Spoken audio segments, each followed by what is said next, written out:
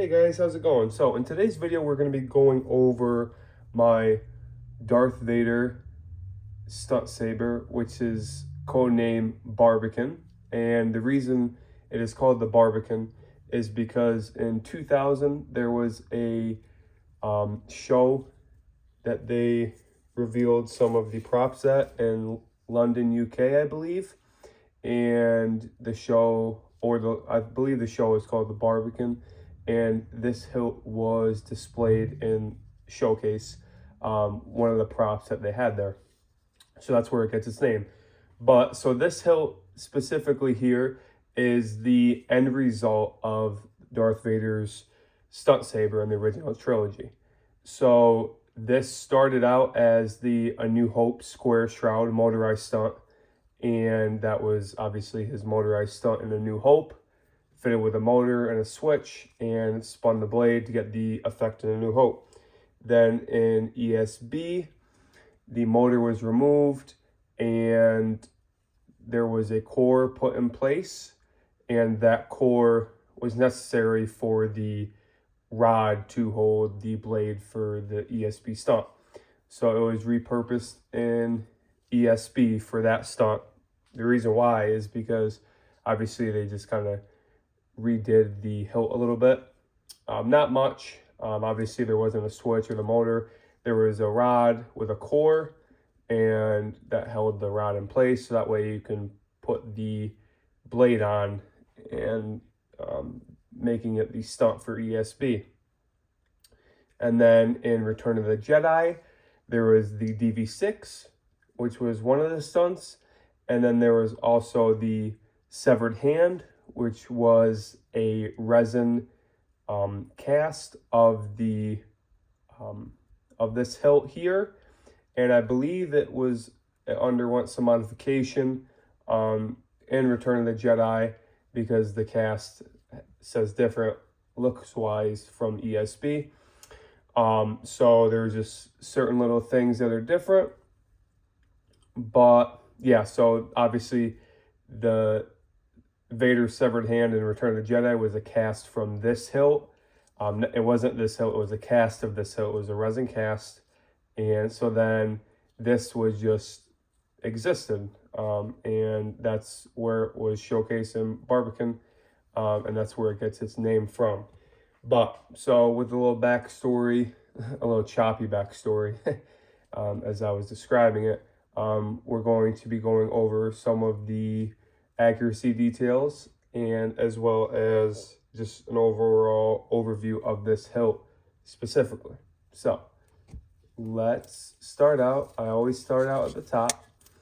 So I haven't done a video yet, which I will in the near future, of my A New Hope square shroud, which it's the same hilt, but just differences, and we will compare them when I do a review on that hilt. I will compare these side by side to show you the differences.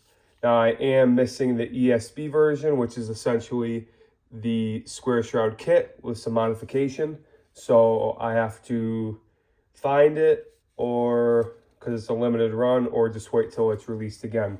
So that's the Vader stunt I'm missing currently. So starting out up top, now being the A New Hope square shroud, you can kind of see where it gets the name square shroud, but this is a more rounded shroud. The square shroud is more square, obviously, but this is more beveled and oval design. I'm sure it was machined to be different. But like I said, this is current day. Well, in 2000, the Barbican is how it existed, or how it exists today, pretty much. So, which will, like I said, we'll compare it against my New Hope. But so you have this brass core in place below the shroud, and there's a lot of reference material for the Barbican from the show. Since it's from 2000, there's a lot of reference material photos, so it definitely helps picking out and making a lot of accuracy details. So you have the custom shroud here, and then this is a custom hilt machined by a fellow friend on the groups and on YouTube. I asked if he would sell it, and he did. I actually got the same guy sold me the DV6. So this is his custom machined hilt, but he got some specifications from a gentleman that did a recent run on it, so to match up. But yeah, sorry about that, little backstory. But so you have your shroud here, which is a custom machine shroud. And then coming here, this is a specific piece for the D-ring, which this is a vintage D-ring. And you can see on the top of this D-ring assembly how it's beveled, and on the bottom it is not beveled. So that's just a little accuracy detail, that there's some beveling here on the top where it hooks up to the shroud and not on the bottom. And then you have your Allen keys, or Allen bolts, I'm sorry, in place. And it's kind of, as you can see, it's kind of cocked a little bit, offset, and that's just how it was based on reference material. And then you have this set screw as well as this set screw holding the shroud in.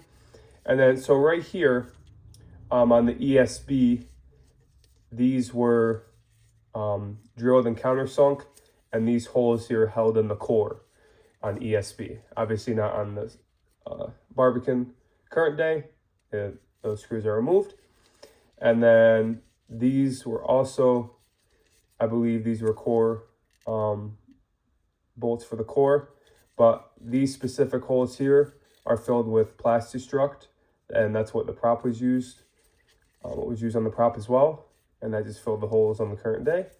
And then this is also on the square shroud. It is a control box, greebly, if you will, and then that is a vintage contact the gentleman installed in place, which is nice.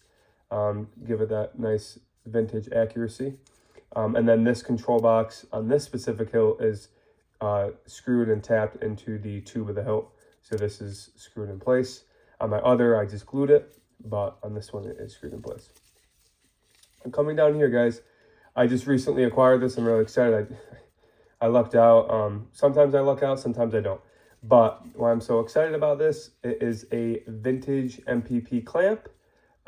This is the first clamp I was able to acquire, and I have another one on the way for ESB once I get that hilt, which is pretty crazy, I think.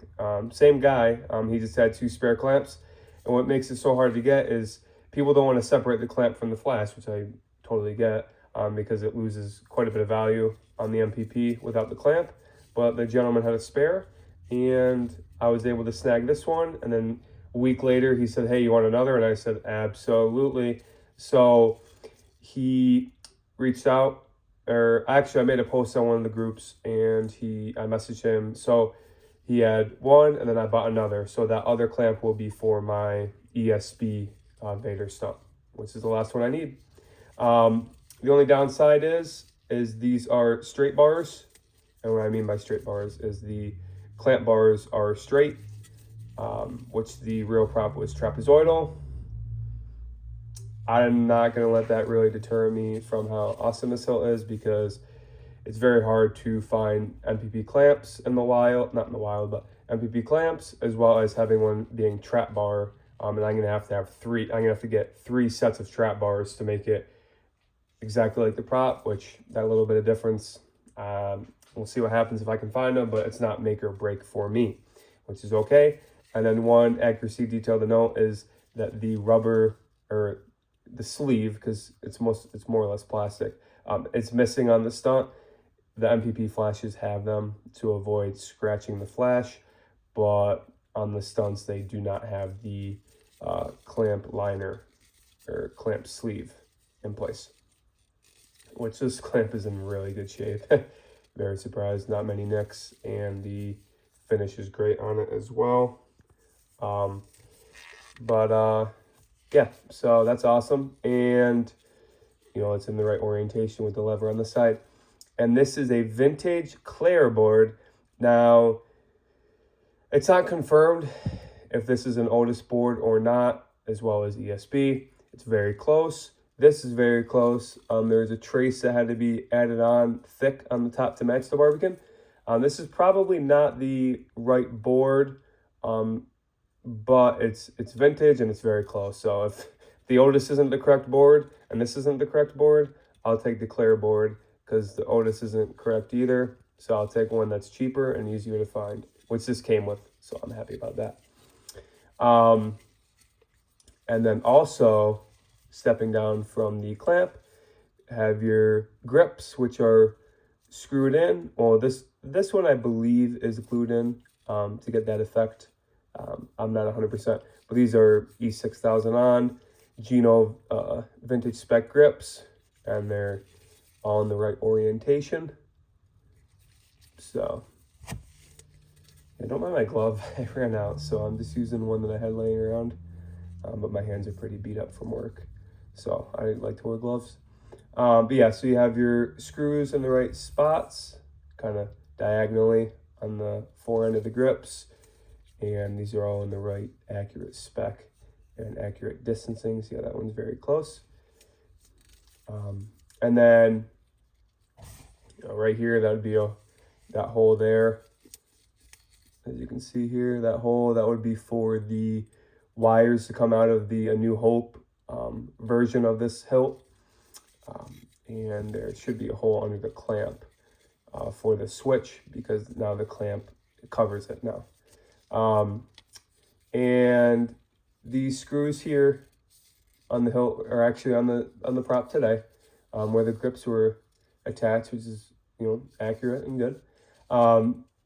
I have the extra grip, which I'm going to keep it off because this is my current day version of the Vader Stunt, so I can keep it that way. And coming down from that, you have your pommel with the plastruct piece in place, which is usually just a hole, but for this version of the hilt, it has a plastruct piece similar to the ones, excuse me, up here. But yeah, so that is a nice overview of the hilt. I hope you guys enjoyed today's video.